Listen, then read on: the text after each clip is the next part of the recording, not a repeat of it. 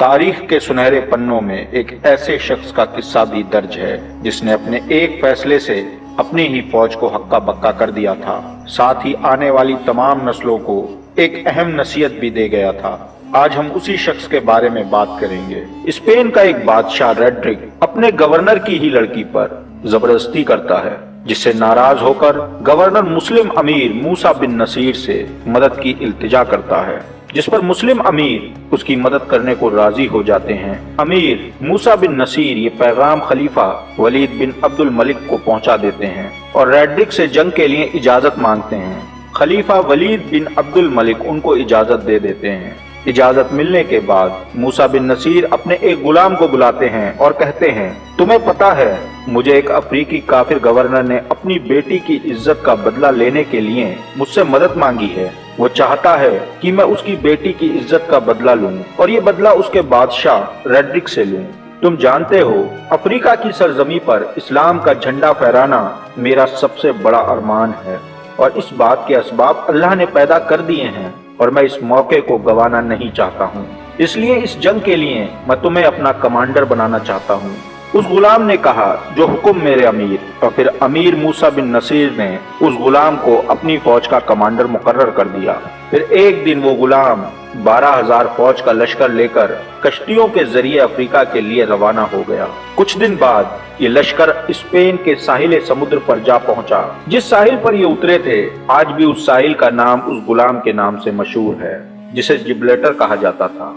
कश्ती से उतरने के बाद वो गुलाम अपने घोड़े पे सवार होकर स्पेन का जायजा लेने के लिए चला गया। जायजा लेने के बाद जब वापस आया तो अपने फौजियों से कहा, कश्ती से खाने पीने की और घोड़ों को और जो भी जरूरत का सामान है उसको उतार लो और कश्तियों को खाली कर कर उसमें आग लगा दो। मुजाहिदीन ये बात सुनकर उसकी तरफ बड़ी ही हैरानी से देखने लगे।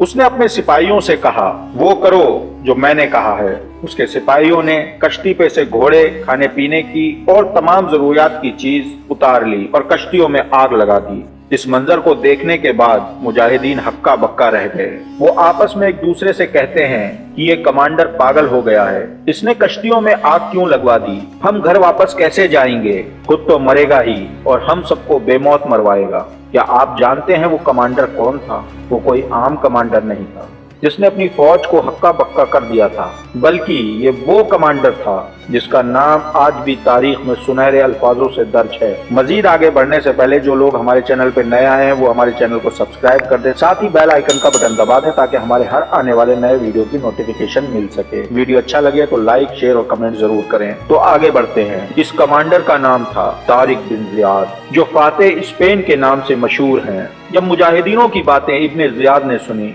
तो वो लपक कर अपने घोड़े की पीठ पर सवार हो गए और सवार होते ही मुजाहिदे इस्लाम से खिताब किया, ऐ मुसलमानों, मैं जब जायजा लेने के लिए आगे गया तो पता चला कि काफिरों की तादाद कम से कम 80,000 और ज्यादा से ज्यादा 1 लाख है और हम सिर्फ 12,000 हैं।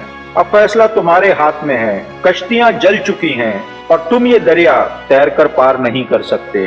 अगर भागोगे तो डूब कर मर जाओगे और मरने के बाद जहन्नम में डाल दिए जाओगे। साथ ही अगर भागोगे तो बुज़दिल कहलाओगे और आने वाली तमाम नस्लें तुम्हारे नाम के आगे या तुम्हारी तारीख लिखते वक्त तुम्हें बुज़दिल कहकर ही दुनिया में मशहूर कर देंगी।